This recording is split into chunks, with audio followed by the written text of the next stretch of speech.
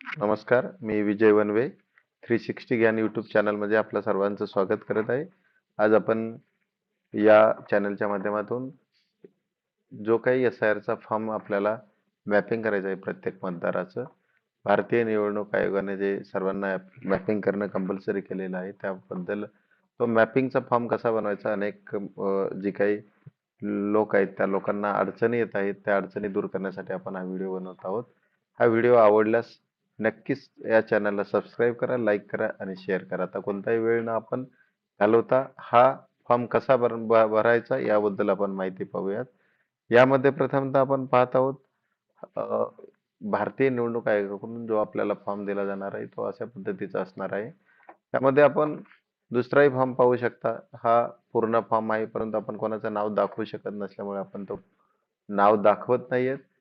तर अशा पद्धतीचा हा फॉर्म आल्यानंतर इथं पहिल्यांदा आपल्याला आपला फोटो, त्याचा स्कॅनर, त्याच्यानंतर आपला अनुक्रमांक यादीमधला, यादीच्या मध्ये जे नाव आहे ते नाव, आपला पत्ता, हे सगळं आपल्या त्या मतदाराचं संबंधित त्या फॉर्ममध्ये दिसणार आहे.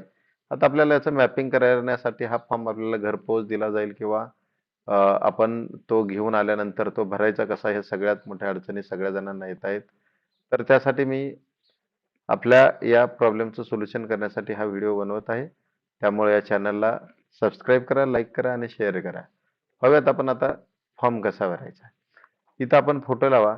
फोटो लावल्यानंतर जी काही डावी बाजू दिसत आहे ह्या साईडला, या डाव्या बाजूमध्ये आपल्याला जर तो मतदार 2002च्या अगोदर त्या यादीमध्ये नाव असेल, तर आपल्याला त्या मतदाराचं नाव लिहायचं, त्या मतदाराचा ओळख क्रमांक लिहायचा, त्या मतदाराच्या नातेवाईकाचं नाव त्या ठिकाणी तो स्वतः येईल या इथं.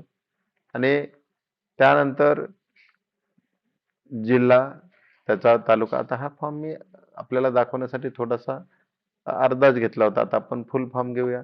इथे पहिल्यांदा दाखवलं होतं तसं इथं आपल्याला जे मी हिरवं केलेलं आहे पोपटी कलरचं, त्या हिरव्या कलरमध्ये तुम्हाला त्याचं फोटो, नाव वगैरे असेल. हे काही गोष्टी आपल्याला ठेवायच्या आहेत गुपित, त्यामुळे मी हे ब्लर केलेलं आहे, याला कलर लावलेला आहे, हायलायटर लावलेला आहे. आता आपण पाहू शकतो ही या मतदाराची, आता हा दुसरा आपण फॉर्म घेऊयात. ही जी ह्या मतदाराची आहे ही बाजू, हा मतदार कधीचा आहे सेल्फ मॅपिंग, इथं सेल्फ मॅपिंग आपण केलेलं आहे. सेल्फ मॅपिंग म्हणजे हा मतदार आपला 2002 व त्याच्या अगोदर ह्या मतदार यादीमध्ये त्याने ह्या लिस्टमध्ये होता, त्याचं नाव होतं, तो मतदान करत होता. यामुळं त्याचं स्वतःचं नाव आपण इथं सुबल शिवीन बर्मल असं एक XYZ एक उदाहरणार्थ हे नाव घेतलेलं आहे. हे नाव आपल्याला इथं लिहायचंय. त्याच्यानंतर आपल्याला काय करायचंय, मतदाराचा ओळखपत्र क्रमांक जर उपलब्ध असेल तो पण तिथं टाकायचा आहे. असल्यास टाका, नसलं तरी चालेल. नातेवाईकाचं नाव इथं लिहा. नातेवाईकाचं नाव आता म्हणजे तो स्वतः आहे. स्वतः जर असेल तर इथं स्वतः करा. इथं थोडंसं हे दुरुस्त करतो मी. इथं भरताखेपी त्यांनी चूक केलेली आहे. इथं तर या ठिकाणी आपल्याला काय करायचंय,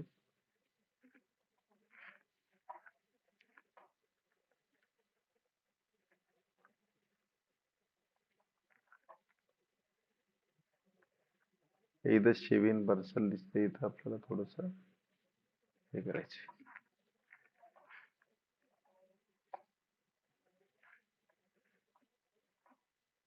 हा, तर मतदाराचा ओळखपत्र क्रमांक, नातेवाईकाचं नाव हे आपल्याला इथं आलेलं आहे. तर नातं काय असेल यांचं, स्वतः आहे. स्वतः जर असतील, आपण स्वतः जर मॅपिंग करत असेल तर इथं स्वतः करा. नंतर इथं जिल्हा, आता मी एक्झाम्पल म्हणून पुणे घेतलेलं आहे. राज्य महाराष्ट्र, मतदारसंघाचं नाव शिरूर, जे असेल ते आपण हे करतो. आणि इथं मतदारसंघ क्रमांक आहे हा आपल्याला 2002चा टाकायचा आहे, 252 नंबर. यादी भाग क्रमांक जो आहे तो 55, अनुक्रमांक 105. अशा पद्धतीने आपण हे करू शकतो. आता यानंतर आपण जे मतदार सेल्फ नाही आहेत, म्हणजे 2002ला त्या मतदार यादीमध्ये नव्हते, अशा मतदाराचं काय करायचं, त्यांच्यासाठी आपण अ, कोणता फॉर्म भरायचा, कसा फॉर्म भरायचा ते पाहूयात.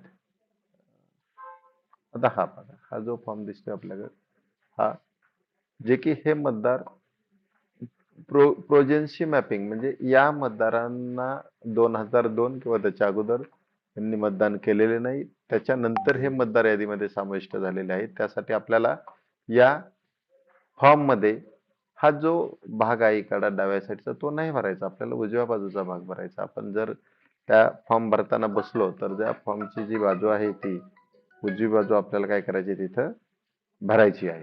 तर आपल्याला कोणत्या याची भरायची आहे? प्रोजेन्सी मॅपिंग म्हणजे 2002 किंवा त्याच्यानंतर जे मतदार यादीमध्ये समाविष्ट झाले, त्याच्यानंतर ज्या मतदारांनी मतदान करण्याला सुरुवात केलेली आहे, अशांनी आपल्याला आपण नातेवाईक किंवा कोणी 2002 किंवा त्याच्या अगोदर असलेले मतदार यादीमध्ये त्याचा आपल्याला रेफरन्स द्यायचा आहे. तर आता हे प्रकाश नामदेव इंगळे यांचा त्यांनी रेफरन्स दिलेला आहे. आता त्याच्यामध्ये यांचं नातं काय आहे? मतदाराचा ओळखपत्र क्रमांक असेल तर तो टाका. नातेवाईकाचं नाव लिहायचं. नातं काय आहे? वडील असतील, आई असेल किंवा आजी असेल, आजोबा असेल यांचं चालते. त्यांचं नाव आपण लिहून त्यांच्या वडिलांचं नाव नामदेव गुंजाळ हे त्यांचे नातेवाईक. नंतर नातं त्यांचं वडील आहे तर वडील करायचे. जिल्हा पुणे, महाराष्ट्र, शिरूर अशा पद्धतीने टाकायचे आणि इथं जो क्रमांक आहे हा मतदारसंघ क्रमांक 2002 चा टाका. त्याचाच यादी भाग क्रमांक 2002च्या मतदार यादीचा आणि त्यातील अनुक्रमांक. याच्यानंतर तिसरा जो पार्ट येतो तो आहे जन्मतारीख त्याची टाकण्याची.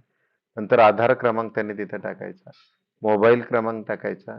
वडिलाचं आणि पालकाचं नाव जे असेल ते टाकायचं. पालकाचं नाव हे कंपल्सरी आहे. आधार क्रमांक ऐच्छिक आहे. जन्मतारीख कंपल्सरी आहे. मोबाईल क्रमांक पण ऐच्छिक आहे. आईचं पालकाचं किंवा वडिलाचं नाव हे कंपल्सरी आहे. मतदार क्रमांक मतदाराचा जो काही पालकांचा किंवा वडिलांचा मतदार ओळखपत्र क्रमांक आहे तो आपल्या ऐच्छिक आहे. आईचं नाव आपल्याला टाकायचं आहे. नंतर